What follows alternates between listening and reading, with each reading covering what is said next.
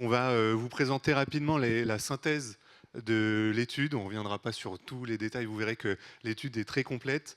On a donc 20 minutes pour vous faire une première synthèse. Cette étude-là, c'est la 10e année qu'elle est réalisée sur un panel de Français représentatifs. La nouveauté cette année, c'est qu'on a rajouté des questions exploratoires sur l'utilisation de l'IA et la perception des usages que pourrait apporter l'IA par les clients. Et vous verrez que c'est aujourd'hui un sujet qui est déjà, j'allais dire, bien présent dans l'esprit des clients. Le premier thème que je voulais aborder aujourd'hui, moi, c'était les modèles hybrides des banques. Et dans ces modèles-là, la place des conseillers. Ce que montre l'étude, c'est que naturellement, les banques en ligne progressent. Un chiffre qui est marquant, c'est qu'aujourd'hui, une entrée en relation sur deux, 48% exactement, se fait dans une banque en ligne. Donc voilà, ça y est, le marché est maintenant clairement fragmenté. La part également de clients qui ont un compte principal dans une banque en ligne évolue. On voit que depuis 2017, ça a déjà bien évolué, et c'est encore plus vrai chez les jeunes. 18% des 18-24 ans utilisent une banque en ligne comme compte principal. L'autre information, c'est également que les clients bibancarisés, pour les clients bibancarisés, 30% d'entre eux ont un compte dans une banque en ligne. Et voilà, quand on a analysé les résultats, ce qu'on se disait, c'est que ça masque peut-être un phénomène de je reçois mon salaire, je paye mon crédit dans ma banque, j'allais dire traditionnelle.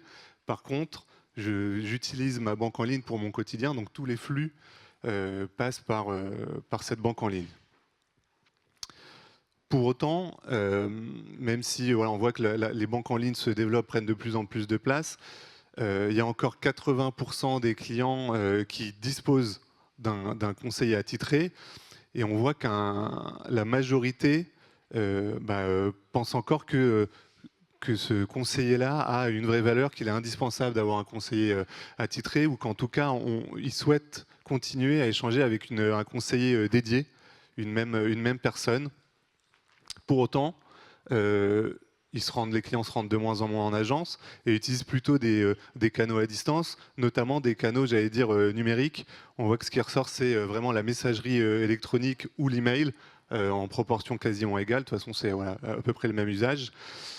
Et que ça correspond finalement également à leurs attentes, parce que ce que le client attend aujourd'hui vis-à-vis de la banque et de son conseiller, c'est de la réactivité, de la disponibilité. Et ce qui est important surtout, c'est ce qui fait le lien avec le conseiller dédié, c'est qu'il attend que sa réponse soit adaptée et que sa situation soit bien connue de la personne qui lui répond. Et puis, dernier point pour effectivement tenir le timing, on voit que les clients, les Français, sont aujourd'hui totalement connectés. 94% des moins de 35 ans ont l'application de leur banque. Ils s'y connectent plusieurs fois par semaine, voire quasiment certains tous les jours.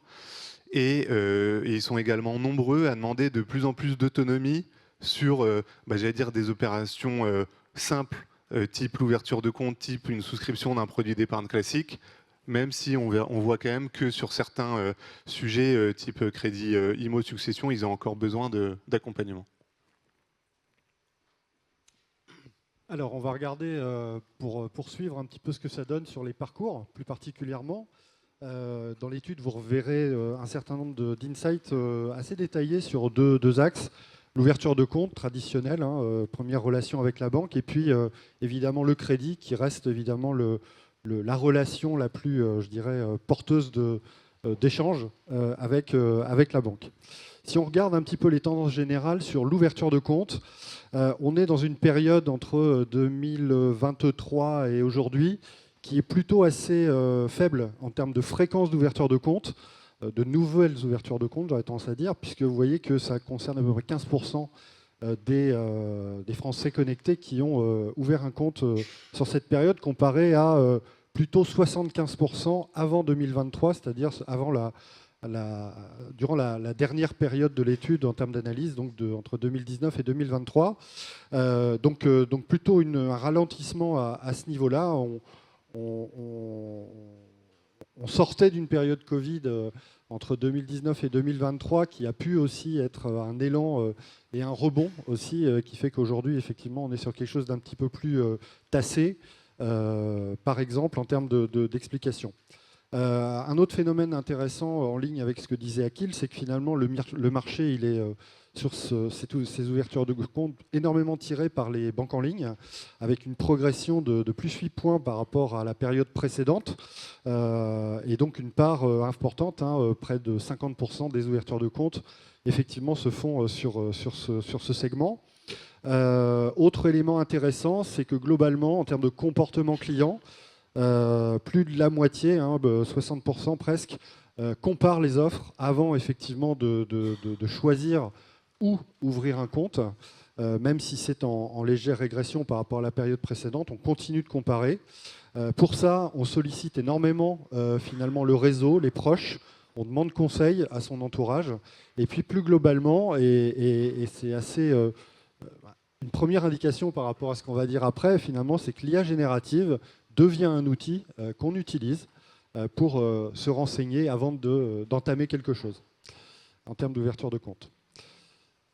Ah, petite...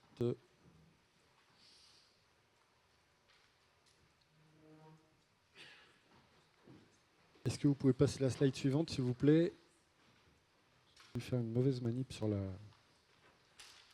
Voilà. Alors, la place du conseiller, justement, dans tout ça, on le voit bien, il y a une fragmentation, ou plutôt une rupture entre, finalement, la banque à réseau traditionnelle, qui reste effectivement avec une fréquentation du conseiller via ces canaux traditionnels relativement importante en proportion, via l'agence ou via le téléphone, puisque 9 clients sur 10 qui ont ouvert un compte ont eu à un moment donné une relation avec un conseiller, comparé à la banque en ligne, pour lequel, en tout cas, 6 clients sur 10 n'ont pas eu du tout de relation avec un conseiller pour ouvrir un compte. C'est-à-dire qu'ils ont opéré une démarche avec un parcours numérique quasiment à 100%. Donc on voit une certaine fragmentation à ce niveau-là. Autre élément intéressant, pourquoi finalement est-ce qu'on cherche à avoir un conseiller? La raison majeure pour la plupart, que ce soit avec une banque en ligne ou avec une banque à réseau, c'est qu'on veut être certain avant d'entamer l'ouverture de compte d'avoir toutes les informations pour bien décider. On ne veut pas se tromper, on veut choisir effectivement le bon partenaire.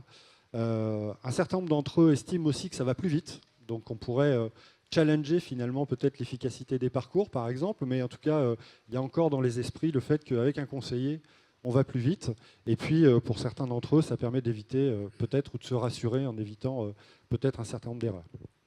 Si on passe rapidement sur le côté analyse du parcours proprement dit, et surtout là cette fois le poids du numérique dans le parcours, en fait, on traduit ce qu'on disait là, c'est que le numérique prend une place vraiment extrêmement importante et voire première dans les ouvertures de compte, puisque vous avez à peu près 46% des ouvertures de compte auprès d'une banque à réseau ou d'une banque en ligne qui se sont réalisées à 100% via un parcours numérique, ou en tout cas pour lequel le numérique a été sollicité sur les 3 phases qui sont dessous, concernant et qui caractérisent donc le déroulement d'un parcours de souscription et d'ouverture de compte. Donc l'initialisation de la demande, c'est désormais le premier canal qu'on utilise pour pouvoir faire les opérations, avec 57% des demandes qui passent par le numérique. C'est une forte progression par rapport à la période précédente. La phase de fourniture des pièces justificatives, là aussi, de moins en moins on utilise le physique et l'agence. On est plutôt sur les canaux effectivement, qui proposent des téléchargements de pièces à travers des liens fournis par la banque ou à travers des espaces dédiés pour ça. Et là, c'est aussi en forte progression d'un point de vue parcours. On vient automatiser tout ça. On en reparlera certainement plus tard ce matin. Et puis, la réception du contrat et la signature électronique devient un standard puisqu'elle concerne une énorme partie des cas de souscription et d'ouverture de compte, en particulier donc sur les parcours en ligne. Globalement, ce qu'on peut dire aussi, c'est que les clients sont très satisfaits de la façon dont ils ont ouvert un compte, quelle que soit la banque qu'ils utilisent. Globalement, la satisfaction est très très forte, à la fois sur la démarche, à la fois sur le temps que ça prend d'ouvrir un compte, et puis globalement sur l'ensemble des étapes qui jalonnent ces parcours. Si on passe à présent sur l'analyse de l'autre temps fort qui est la souscription des crédits, on a une tendance générale un petit peu différente puisque ce que l'on voit, c'est qu'on a là aussi pour le coup un retrait en termes de nombre de crédits souscrits par rapport à la période précédente qui est assez significatif quand même. En nombre, même si la tendance est pas énorme, hein, moins 2 points, moins 3 points suivant la nature des crédits. L'offre est portée surtout par une population qui est plutôt jeune, donc des gens qui ont des projets nouveaux ou des gens qui sont plutôt consommateurs du crédit consommation de façon récurrente. Et là aussi, ce qu'on peut dire, c'est que globalement, on compare beaucoup les offres avant de se décider, évidemment, soit en sollicitant un conseiller. Donc là, le conseiller a encore un rôle extrêmement important, quel que soit l'établissement, mais aussi des outils comme les comparateurs qui deviennent des outils assez communs aujourd'hui pour pouvoir comparer ça. L'IA générative commence à être utilisée aussi, plutôt dans le crédit auto, d'après l'étude, mais ça reste à confirmer évidemment, puisqu'on est vraiment sur des tendances assez nouvelles, donc c'est quelque chose qu'il faudra regarder plutôt par la suite. Pardon. Rôle et place du conseiller. Alors là, on a une autonomie client finalement qui est assez variable suivant la nature des crédits. C'est difficile d'avoir une tendance globale. Ce qu'on voit, c'est que sur le crédit conso, on commence à avoir effectivement une autonomie client vis-à-vis du conseiller beaucoup plus forte. Ce que je disais tout à l'heure, c'est qu'on est plutôt sur une population peut-être qui a l'habitude d'utiliser ce mode de financement et qui effectivement peut avoir plusieurs crédits conso ou renouvelle régulièrement ça. Et donc, il y a une certaine autonomie dans la façon de souscrire et avec les outils du numérique. Ce qui est un peu moins le cas dans le crédit auto, peut-être plus par structure aussi à ce niveau-là de réseau, puisqu'on utilise beaucoup les points de vente et potentiellement les différents canaux physiques pour cela. Voilà. On retrouve les mêmes raisons que tout à l'heure en ce qui concerne pourquoi on cherche à rencontrer un conseiller. On veut vraiment être certain de bien souscrire, de choisir la bonne offre et de solliciter, de challenger évidemment les différentes banques. Pour finir, donc, le poids du numérique en ce qui concerne le crédit. Donc là aussi, on est sur une tendance qui augmente énormément. Vous voyez qu'elle est assez variable entre le crédit conso, qui a une proportion plus forte dans l'usage des parcours numériques comparé au financement auto tel qu'on l'évoquait à l'instant. Si on regarde l'intégralité d'un parcours, la sollicitation de la demande reste un premier canal, toute solution de financement confondue. Donc le numérique passe vraiment devant par rapport à ça, même si le contact avec le conseiller en face à face ou par le téléphone reste quand même prépondérant, en particulier sur le crédit auto. C'est ce qu'on disait tout à l'heure par rapport aux structures de réseau qui peuvent exister pour distribuer ce genre de produits. Même remarque que sur l'ouverture de compte, la fourniture des pièces justificatives passe désormais pour 3/4 des dossiers quasiment uniquement par du numérique. Et puis la signature électronique, qu'elle se passe en agence ou qu'elle se passe via le parcours, devient là aussi de plus en plus prépondérante, avec surtout une confiance qui se développe de plus en plus, puisque on était plutôt sur des signatures de type simple par le passé, et notamment encore sur les ouvertures de compte, et on passe de plus en plus sur des parcours de signature avancés ou qualifiés, tels que évidemment la réglementation l'exige, et les technologies sont là pour pouvoir le faire. Ça se confirme donc ici dans les parcours. Eh ben, merci Eric. Et effectivement, tu l'as dit, l'IA générative commence à s'installer, à être utilisée par les clients dans le cadre des services financiers. Cette adoption, et on le voit là dans le panel, plus de 60% des personnes interrogées ont déjà utilisé, testé une solution d'IA générative. Sans surprise, celle qui arrive en tête, c'est ChatGPT. Voilà, plus de la moitié utilise ChatGPT. Il y en a d'autres qui sont utilisés, qui ressortent dans le panel. Gemini, Meta, Copilot, notamment dans un cadre plutôt professionnel qui est également beaucoup utilisé. Ce qui est marquant, c'est que il y en a quand même un certain nombre qui utilisent l'IA générative et ChatGPT plusieurs fois par semaine, donc ça rentre vraiment maintenant dans les habitudes. C'est encore plus prégnant chez les jeunes, ce qui est marrant, c'est que les jeunes ont à la fois une bonne conscience écologique et donc se disent l'IA consomme beaucoup, pour autant, et c'est quand même les premiers à l'utiliser voilà, régulièrement. Et ce qu'on note, c'est que à l'inverse, par contre, les plus de 65 ans ont encore un faible usage de ces solutions. Alors pourquoi ils les utilisent? Et puis après, on verra après en quoi ça fait lien avec les services financiers. Mais j'allais dire assez classiquement, effectivement, ils commencent à l'utiliser en premier lieu pour rechercher de l'information, du conseil. Donc ce qui fait le lien avec la comparaison des offres. C'est assez facile de demander à ChatGPT quelle banque propose le meilleur taux, c'est quoi la différence entre une LOA, une LLD, etc. Et donc de commencer à voilà, prendre de l'information via ce canal. Après, pour des usages qui sont peut-être moins liés aux services financiers, mais voilà, produire des textes, des emails ou faire de l'analyse, essayer de résoudre des problèmes. Et on le voit de plus en plus, effectivement, voilà, avec tous les services qui sont maintenant disponibles, produire des images, produire, transformer des vidéos. Donc ça, c'est voilà, les usages principaux de l'IA générative. Mais pour autant, voilà, on voit que quasiment 20% là, des Français considèrent déjà avoir utilisé une solution d'IA générative dans le cadre des services financiers. Donc c'est voilà, des solutions, j'allais dire génériques du marché, sur lesquelles ils vont effectivement faire des sollicitations pour avoir une comparaison, un avis, une compréhension du fonctionnement d'un produit. Et donc ça, c'est voilà, on sent que maintenant il y a un vrai intérêt des clients pour avoir des solutions de ce type-là.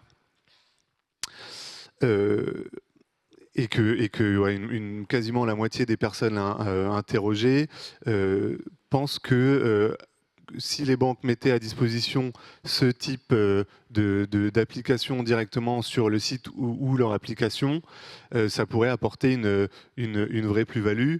Et d'ailleurs, voilà, on le voit là dans les dernières actualités, on a vu quelques banques en ligne annoncer leur service d'assistant IA. Voilà, certains sont présents aujourd'hui, donc on sent que ça y est, l'usage est rentré dans le quotidien et que on va vraiment maintenant arriver dans la phase de maturité de développement de ces solutions-là dans le cadre des services financiers. En tout cas, c'est ce que montrent effectivement les nouvelles questions là qu'on a ajoutées dans l'étude cette année.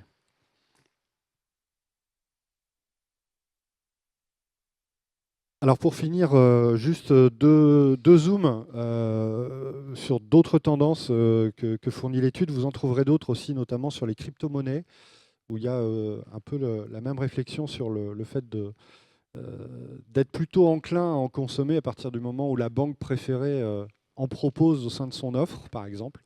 On a voulu plutôt faire un zoom sur le sujet de la fraude, qui est le mal du siècle, vous êtes d'accord avec le sujet. Et puis un point aussi sur l'épargne responsable, de manière assez rapide. Vous retrouverez bien sûr tous les détails dans l'étude. Alors, concernant la fraude, en particulier la fraude documentaire, eh ben, on est évidemment en plein milieu du problème. Vous le mesurez, j'imagine, tous les jours. L'étude le confirme, avec 13% des Français connectés et donc interrogés qui ont déclaré sans problème avoir déjà falsifié un document, voire plusieurs, ou une info, pour se faciliter la souscription d'un crédit ou faciliter donc une ouverture de compte. Donc c'est vraiment une tendance de fond. On voit que parmi l'ensemble des documents potentiellement falsifiés, le justificatif de domicile est celui qui subit le plus de falsifications, ce qui est assez logique puisque c'est aussi celui qui est en général le plus demandé avec la pièce d'identité dans le cadre des dossiers d'ouverture de compte ou de souscription de crédit. Donc c'est aussi celui qui est le plus communément, on va dire, à disposition des utilisateurs et peut-être qu'on peut falsifier aussi assez facilement. Ce qui est aussi intéressant à regarder, c'est la façon dont on falsifie ces documents, où là aussi les Français interrogés sont assez honnêtes dans la façon dont ils opèrent, ils ne se cachent pas. Donc vous voyez que pour la moitié d'entre eux, ils se font aider. Ils se font aider de connaissances, de proches ou de personnes en tout cas qui ont déjà opéré ça et qui du coup les aident à le faire. Pour un peu moins de la moitié, ils utilisent soit un logiciel de retouche d'image, on pouvait s'en douter, mais aussi de plus en plus des sites spécialisés. Alors on ne va pas les nommer, hein, bien sûr, on ne va pas leur faire de pub, mais sachez que ça existe et c'est assez bluffant dans ce qu'on obtient comme document, comme faux, grâce à ces sites. Et puis, phénomène donc, qui va certainement continuer à s'amplifier, l'IA générative, même si on sait que c'est une opportunité grandissante pour la transformation des processus bancaires, ben, ça peut aussi être une menace, en particulier en termes de fraude documentaire. Quelques mots pour finir donc, sur la tendance par rapport à l'épargne responsable, donc la possibilité et la réaction que peuvent avoir vos clients sur le fait de souscrire ou non à des produits financiers qui défendent des causes de type comment dire, préservation de la planète, fonds défense, préservation de l'environnement, etc. On est sur finalement un phénomène où la confiance est loin d'être établie.